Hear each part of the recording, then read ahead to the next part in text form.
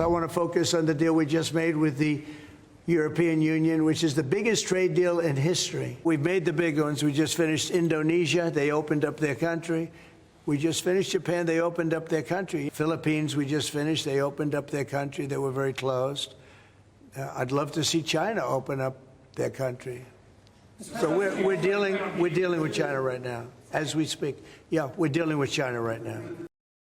President Trump striking the biggest trade deal of his presidency. Yes, the wins keep coming. A sweeping agreement with the European Union, and it's a good one. Hello, I'm Jackie DeAngelis.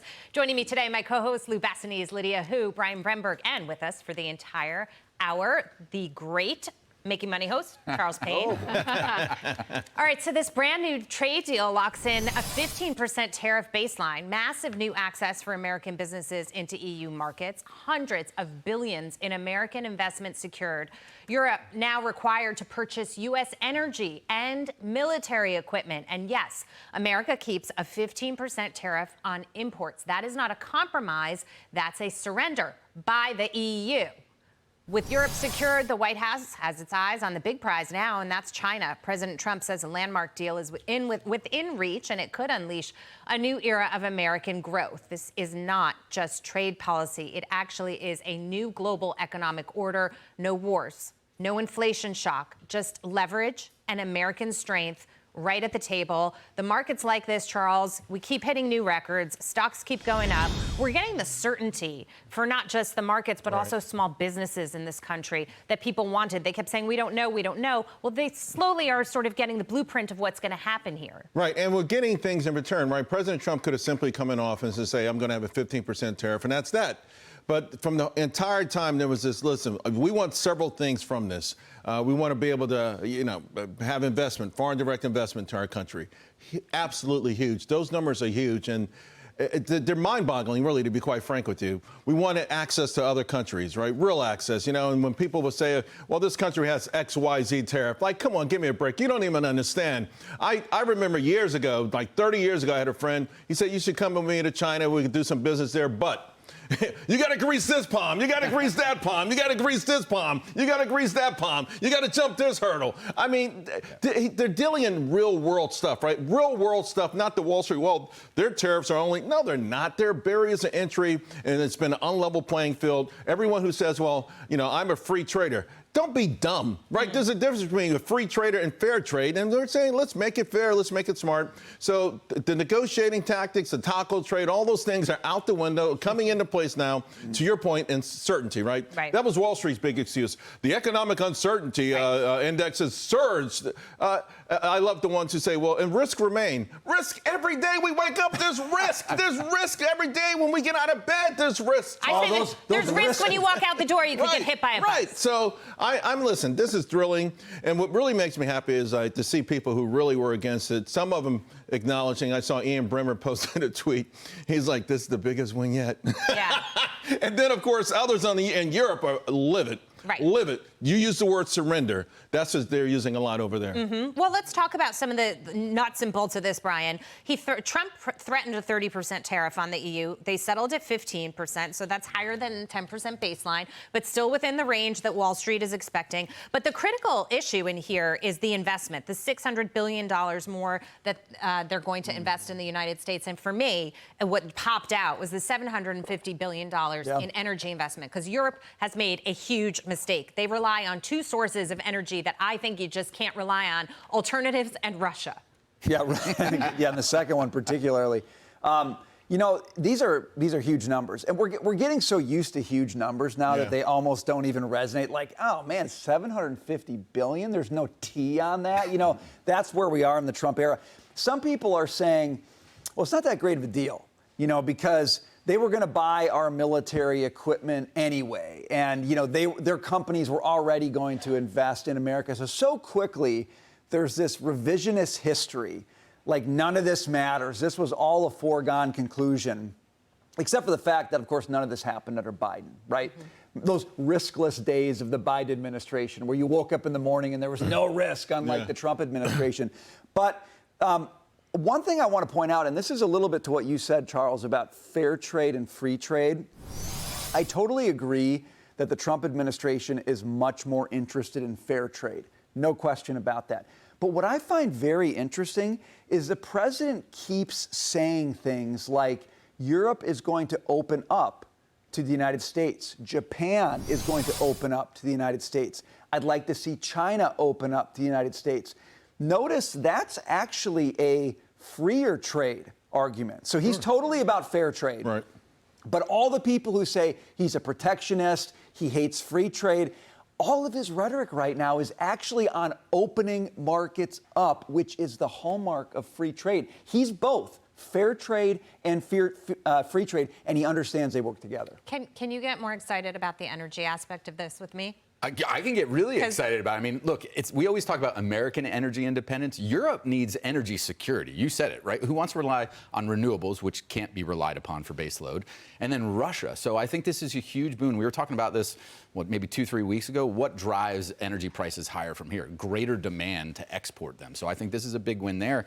But to Charles's point, this is tariffs plus, right? You're getting foreign direct investment. It's on the technology swapping sides. You're also getting direct investments in various manufacturing facilities in the United States. And I think the biggest thing to come out of this is deadlines matter, right? Mm-hmm. President Trump is showing you that if I set a deadline, I'm going to stick to it, and it's going to compel people to act. And the other big thing, too, is Wall Street has totally missed the boat. I know Charles and I are in the same vein here on this. Main Street has really showed up and shown that their faith in the president to get things done matters. They bought every dip, rightfully so. And when Wall Street says we're uncertain because we don't know what these tariffs are going to look like, we now have 19 or so countries that we know exactly how to calculate the model now. Right. And we have certainty. Every time we get one, it becomes more clear and more clear. China's the big one that we're waiting on. The president did make some comments about where we sort of stand-ish with China. Let's listen. Do we have it? I think everybody's going to be happy with this. The Prime Minister of the UK, while he's not involved in this, will be very happy because, there's a certain unity that's been brought there, too. We have a separate deal with them, but I think he's going to be very happy to know. Lydia, that's the one. That's the one everyone's waiting for. That'll wrap this all up and make the markets and average Americans, feel a little bit more comfortable that the trade woes are behind us. Yeah, and it seems like he's got a tremendous amount of inertia, velocity, and pressure building against China to really bring them to the table. We're not seeing that tit for tat that we were seeing in the early days of this trade tariff negotiations. It seems like indications are that China would want to make a deal as well. And some other really important pieces or dominoes have already fallen that are going to help us here. The trade deals that we've already secured with Vietnam, with the Philippines, with Indonesia. Those are really important aspects to keep in mind too, because those are other trade partners with China. But now that they've already made a deal with us, it forces China's hand even more. Some of the issues that it seems like they're going to have to discuss are issues that are really important to the American population beyond just trade and access to our market, access to their market. Fentanyl, it's got to be addressed. And the TikTok issue, too. That's something else that we're waiting to hear about. How is TikTok going to be held? Are they going to be able to sell it to an American company? There's so many people that don't want to see that important social media app, important piece of commerce for a lot of small businesses go away. So, there are a lot of things to look forward to get cleaned up with the China deal. Fentanyl is actually where it all started, right? The president wanted to impose tariffs to punish countries that were allowing fentanyl to come over our border into this country and kill people. And then it expanded into a much bigger thing. But we're looking at Mexico, we're looking at Canada for that, and China as well. He is done with the fentanyl coming into this country. Hallelujah, because that was a huge crisis. I mean, this is unrelated to the markets that we've talked about. So many families impacted by that, not just ours, but you see how quickly he shut the border that caused China to come to the table. So. Yeah, we got to get all these issues straightened out. At the end of the day, I just go back to that July 4th cover. I'm not tired of winning. That was the cover of the New York Post. Tired of winning yet? Question mark. No, I'm not. I mean, he just keeps doing it. So after this, we have, last week we had sort of the AI stuff is a blueprint is being set up for that as well. Where does he go from here? I mean, it's not even been it's been slightly more than 6 months. I think some of the things that aren't necessarily as sexy, the deregulation stuff, but these are so critical, right? Nuts and bolts things that really, really matter. You bring up small businesses, those kind of things. So I think we'll start to see those things speed up even more. I don't know how you get the headlines from them, right? But the nuance is really important for the growth of this country. I think obviously now President Trump would love to see rates lower, particularly as we have this massive debt load. And it's the dynamics of our nation have changed so much that the wealthy people in this country are so much wealthier, older, wealthier people, 55 and up. They're carrying the economy, which is great on one hand, but on the other hand, the masses are suffering from these higher rates.